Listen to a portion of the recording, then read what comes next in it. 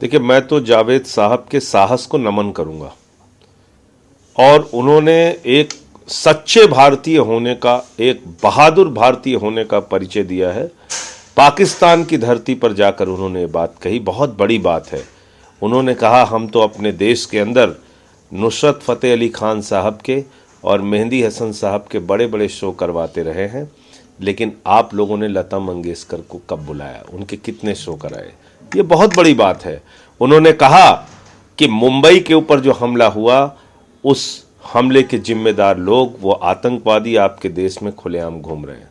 मैं 140 करोड़ भारतीयों की ओर से और जावेद साहब की इस बहादुरी को नमन करता हूं कि उन्होंने इतनी बहादुरी की बात जाके पाकिस्तान में कही। तो जी, एक सवाल राज्यसभा को लेकर है जो किया है, एलिगेशन लगाए हैं कि किस तरीके से रकस फैलाया गया था बजट सेशन के दौरान। देखिए, मैं सभापति महोदय पर कोई टिप्पणी नहीं करूंगा, लेकिन जहां तक रकस फैलाने का सवाल है, मैंने कोई भी अमर्यादित आचरण नहीं किया। इस देश के करोड़ों लोगों का पैसा मोदी और अडानी मिल के लूट रहे हैं। ये मोदी और अडानी का महा घोटाला है। मोदी ने कोयला दिया, गैस दिया, बिजली दिया, सड़क दिया, पानी दिया, स्टील दिया, सीमेंट दिया, सी पोर्ट दिया, एयरपोर्ट दिया, सब कुछ एक व्यक्ति के हवाले कर दिया। 2.5 लाख करोड़ रुपए का कर्जा दे दिया अडानी को, 84,000 करोड़ रुपए का कर्जा माफ कर दिया उसका। आप मुझे बताइए, हजारों लाखों करोड़ रुपए उसकी फर्जी कंपनियों से, विदेशों से हिंदुस्तान आ रहे हैं, ये सवाल नहीं उठना चाहिए। इस पे प्रधानमंत्री जी जवाब नहीं देंगे? LIC में, SBI में लोगों का पैसा डूब रहा है, मैं सांसद सदस्य के रूप में ये सवाल पूछूंगा नहीं? तो इसलिए मैंने जो कुछ भी किया वो इस देश के लोगों का सवाल था, इस देश के लोगों के मुद्दे थे, उसको मैंने सदन में उठाने का प्रयास किया।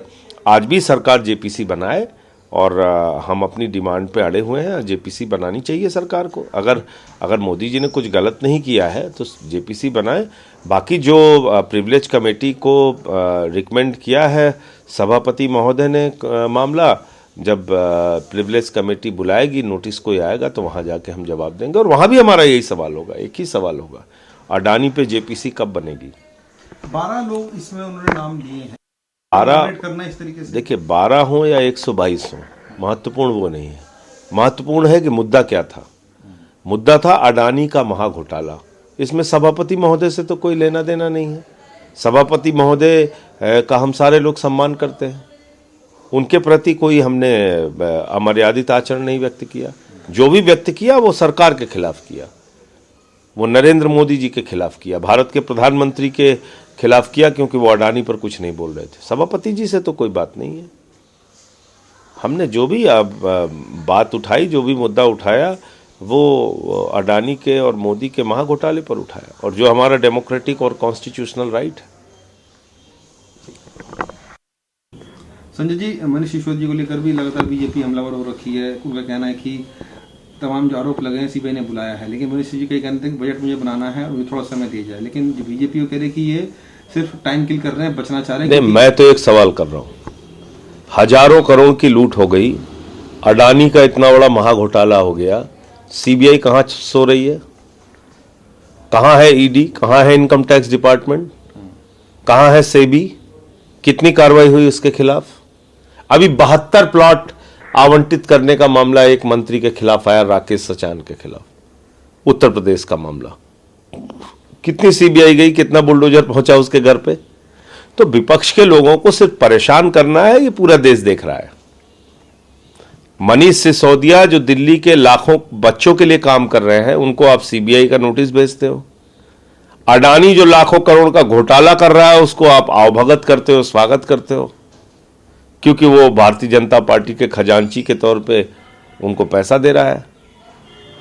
तो इस बात को हम सारे लोग समझ रहे हैं। बाकी जो उसका कानूनी पक्ष है, उसको मनीष सिसोदिया जी और उनके वकील देखेंगे। जहां तक इस बार समय मांगने का सवाल था, वो दिल्ली के बजट से जुड़ा हुआ था। दिल्ली का बजट भी महत्वपूर्ण है। भाजपाइयों को तो नहीं लगता कोई, उनको तो काम धाम करना नहीं हो तो शिक्षा पे 2% बजट देते हैं।